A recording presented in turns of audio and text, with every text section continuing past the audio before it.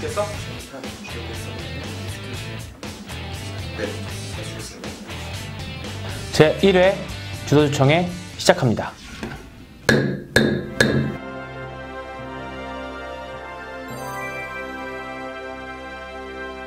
오늘부터 저와 함께 주도주를 파헤칠 백인엽 PB와 김영욱 PB를 모셨습니다. 안녕하십니까? 안녕하십니까? 네, 안녕하십니까? 안녕하십니까? 네. 주식시장에서 주도주는 굉장히 중요하고요.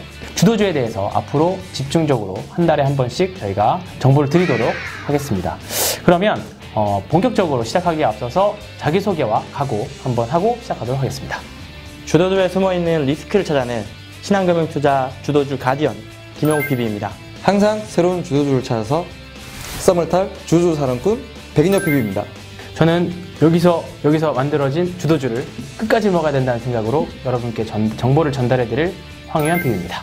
사실 지금 저희가 주도주 총회라는 주제로 지금 이야기를 하고는 있지만 역설적으로 첫 해 주제가 주도주는 없다라는 컨셉이 지금 사실 형성이 되어가고 있습니다. 사실 지금 주식 투자를 많이 하시는 분들이라고 하면 사실 주도주가 없기 때문에 오히려 개인 투자자분들이 매매할 종목이 사실 많아지는 그런 국면이거든요. 그러니까 지금 시장에 매주 상승 1위가 사실 매일 바뀌고 있는 부분들입니다. 그렇다 보니까 지금 주도주가 없다라는 게 사실 지금 맞는 거죠. 현재 주도주 저희가 주도주는 없다라고 말씀을 드렸지만 현재 주도주에 대해서 한번 또 이야기를 해보도록 하겠습니다. 어떻게 현재 주도주는 뭐라고 생각하세요? 지금 당장 주도주라고 떠오르는 거는 아무래도 남북경협. 남북경협주들은 이제 남북경협이 이제 막 시작되는 단계이기 때문에 이게 시작이 됐을 때 어떤 경제적인 효과가 나올지 아무도 예측을 못하고 있거든요. 상상 이상의 경제적인 효과가 나올 수 있기 때문에 남북경협주들은 지금 당장뿐만 아니라 2, 3년 동안 장기간에 계속 시장에서 돈을 빨아들일 만한 그런 종목이 되지 않을까 생각이 됩니다.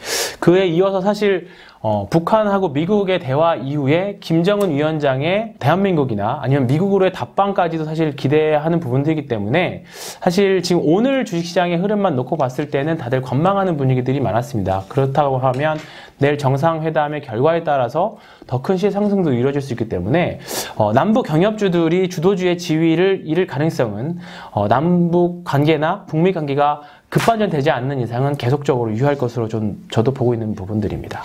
또 요즘 주도주 상황에 대해서 또 생각나시는 게 있나요?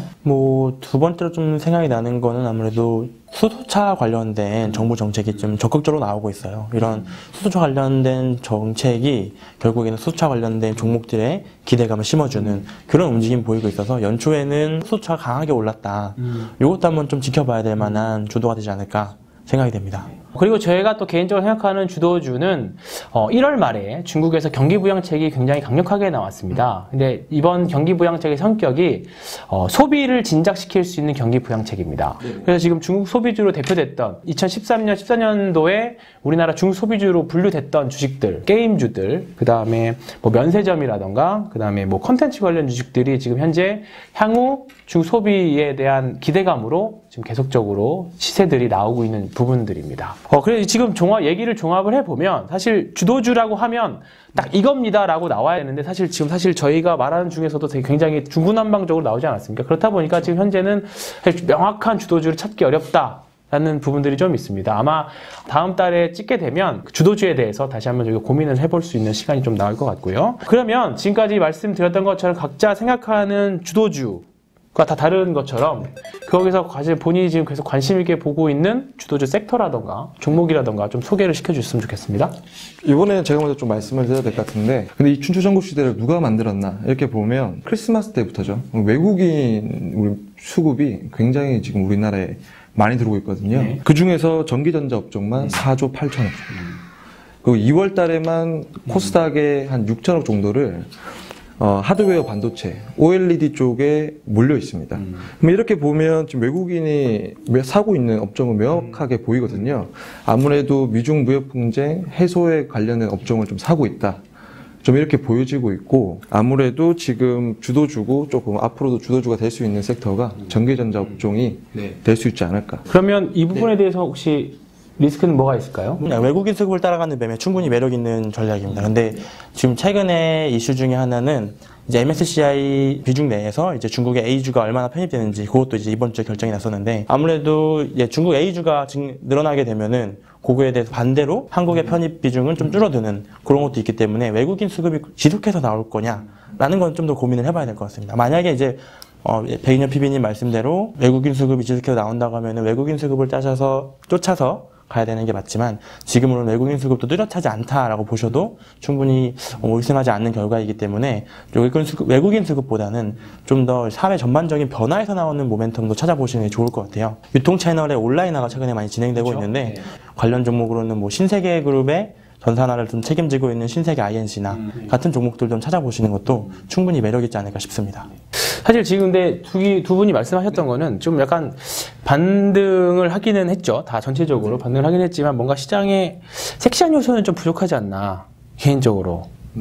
어떻게 생각하십니까? 아니면 좀 긴 기간에 장기 우상향하는 종목이라던가 이런 움직임이 없었기 때문에 그런 것 같아요. 그거에 대해서는 뭐 이제 섹터의 문제라기보다는 저는 개인적으로는 이제 시장 내에 자금이 많이 좀 축소되고 있다라는 생각이 들거든요. 저는 그런 측면에서 계속 지금의 주도주 군에서 결국은 향후 주도주가 나올 수 있을 거라고 봅니다. 그렇죠. 네, 그렇기 때문에 저는 이번에 중국의 대규모 경기 부양책을 좀 믿어봐서 중국 소비주들에서 한번 더 계속 베팅을 한번 해보고 싶습니다. 특히 고유 번호죠. 네, 이런 이제 허가 번호가 나오는 판호가 개방될 중국 게임주들 한번 지속적으로 관심을 보시면 좋을 것 같고요. 중장기적으로는 컨텐츠 쪽도 한번 보시면 저는 굉장히 좋을 거라고 생각을 합니다.